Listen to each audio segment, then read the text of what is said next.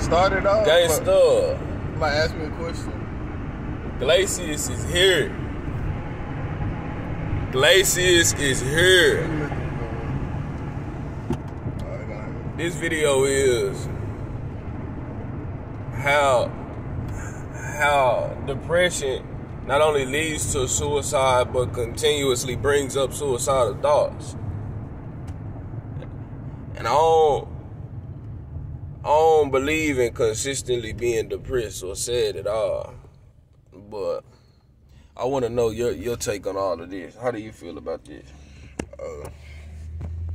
I feel like depression is just another way to like bring you down and make you feel bad, even if it's like heartbreak, not having friends, or just being isolated and alone.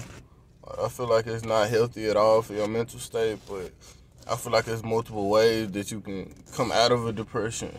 You can come out of depression through finding God, the Holy Spirit. That's one way to come out of depression. You could come out of depression by having friends that influence you to do something better and greater with your life, showing that people actually care about you. That can help break your depression. Or you can find another girl that actually shows she loves you, and that could break your depression too. So I feel like it's a myriad of ways to snap or break a depression. You just need the right remedy. And it depends on which situation that you're in too. What's your thoughts on it? The right remedy is to change your lifestyle. The only way you can change your lifestyle is to change your diet. You can't tell me that you was going to eat the same thing you ate yesterday, but you're going to be a whole different person the next day. Or you're going to have completely different thoughts and completely different habits.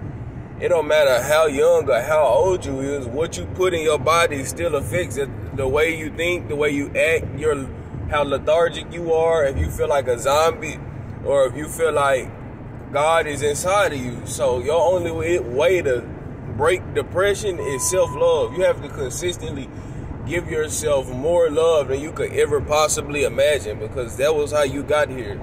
That was your one contract that you made with God before you came to earth, was to love yourself. Earth is really just heart. It's really just your heart. If you see the number one way people are dying, it's not no war. It's not no war. Actually, that's a lie. It's not no it's not no guns, and it's not no nuclear bombs is what killing people. The real war on earth is on the heart. And if you see the most deaths, it's in the heart. Cardiac arrest, cardiac diseases. It's because people are toxifying their bodies inside out. How he's talking about depression, that's your mindset literally attacking at you. That's your intellect eating you inside out. Insecurities, bro. That's a lie. Depression. But I'm saying though, if you feeling insecure or feeling unwanted or unneeded by anybody. But that's part of your diet. Because those animals you're eating are slaves. That they've been slaves their whole lives. No, I'm saying not wanted or needed by like people around you that you want to be like friends with or anything like that. Feeling isolated, bro. Isolated. That's because you're isolating yourself with your habits, with your thought process. You're isolating yourself. You're punishing yourself. You desire being happy so much that you're consistently sad. So really that, if you desire love, then it's gonna come to you, and you will remove your desire. That's all you will want is love, bro. It's more about like feeling accepted by other people. That's where it comes down to, bro. Especially in high school, middle school, bro. It's really about being accepted by other people. You have to accept yourself to not care about being accepted by other people. You never accept yourself. It's a different feeling when you're in high school, though, because it left like after I graduated with the college and stuff like that. But I'm saying, when you in high school and you in that mindset, you gotta be there for 4 years, bro. It's different, bro. That's when I first ever felt my depression, and that's why I really stopped eating meat. Like when I went to high school, I was in like 10th grade. And I was going to school, and I was like, damn, all these people dead inside, like, and then I would talk to the teacher, and the teachers would just be mad too, like, they would act like they happier than the students. And so everybody come to school mad, angry, and agitated.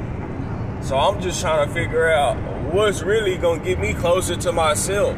And I knew already the only thing was God. So once I started looking around at my habits and other people's habits, I seen what the real problem was. Everybody trying to be every dude trying to be the same dude, every girl trying to be the same girl, and every dude want the girl that's the most popular, every girl want the dude that's the most popular. It's facts. That's crazy. So the worst thing you could ever do to yourself, the worst thing you could ever possibly do to yourself is compare yourself to your neighbor. For real. The worst thing you could do is look to your left and look to your right and say that a small percentage of them is me. Because the difference in our genes, 99% of us got the same genes. I don't think so. Or we all have 99% of the same genes. It's not literal, but we talking about human-wise, or we talking about certain bloodlines. Because it say that, I seen a video that said, white people were like Neanderthals and like black people are like Homo sapiens. Yeah, we got different blood types. Yeah, so what I'm saying, and people who got real similar blood types, the difference in their whole lifestyle is 1%. And the difference in their DNA strand is 1%. But it's completely different because of that 1%. But if you don't know that the universe starts with you, you will be never able to connect the NI with the verse, because the you is the you, and you connecting yourself with your temple. The NI is what's in between, bro, and the verse is what's exterior. Bro, I miss my niggas from high school, bro. My nigga Craig, my nigga Jude, my nigga Berdarius. Bro, all them niggas, man. I miss all them. So what was it? My nigga Mark, what was it that made you feel like you was just alone? Like you had to do everything. Like you didn't have nobody. You was just so depressed and sad. Oh, that was really when I was like around 5th grade, bro. That was really around 5th grade where like it felt like anybody I was trying to make friends with really didn't want to make friends with me at all. Why was you trying to make friends with them? Why you didn't think about how you felt about their actions or how you felt about your actions? And then bro, I was just trying to fit in. I was 11 years old, bro. But I'm saying, why did you see fitting in as the closest thing you could do to God or to help yourself? I wasn't thinking about God then. God was on my mind. I was still praying and stuff, but I still wanted to be accepted. I wanted to fit in. I want to be a normal kid, nigga. Everything about me was never normal, bro. I could never fit in, bro. I could never be popular. And I accepted that. And I'm glad because that made me unique and make me one of one. One of one. Like, can't be duplicated unless I have a kid. That's how I just feel about that. It's still not a duplication. That's the closest thing you gonna get to it. If he got my genetics and he look like me, that's the closest thing you can get to me. That's not a duplication. The closest thing to one, bro. Yeah.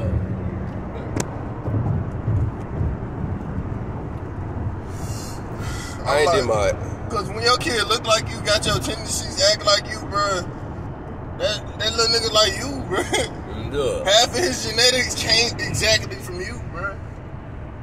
But I don't know how. Watch when you have your kid. Oh, you do that like your dad. Like you do that like your dad. You do that like your dad. You do that like your dad, bro. Got your tendencies, act like you. Got some of the stuff you used to do. Your hair growing the same way. Dress like you. You gonna be like, bro, that's like a little me.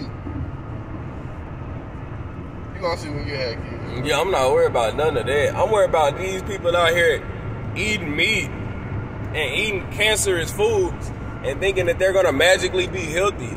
If you're eating something that's attacking on your heart, how are you supposed to magically be healthy? Cause you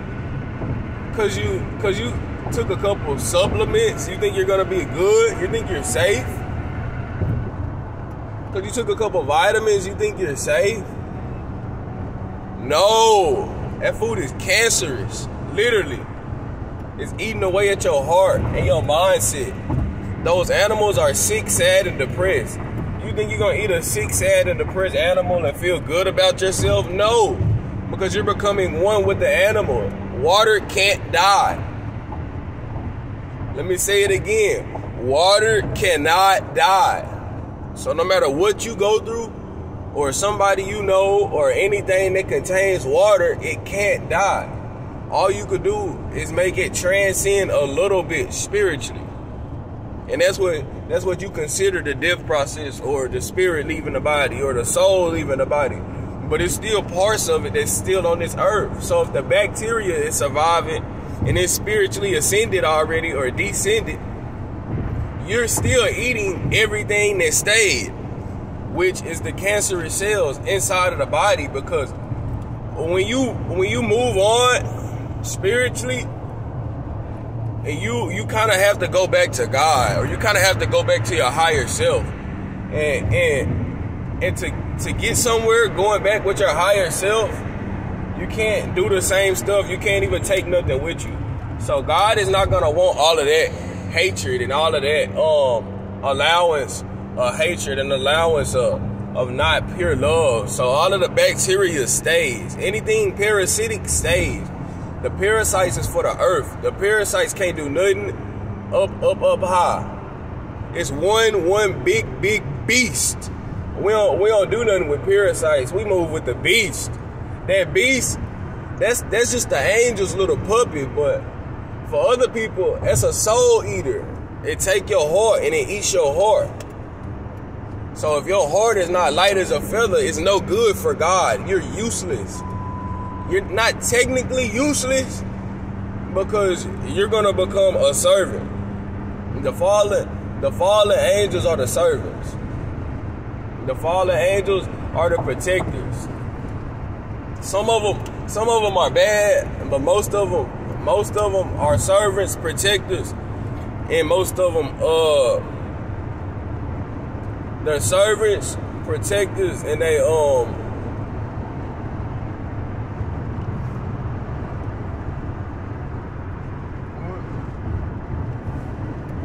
Most of them are servers, protectors, and they serve and protect pretty much. And the rest of them, some of them are lost.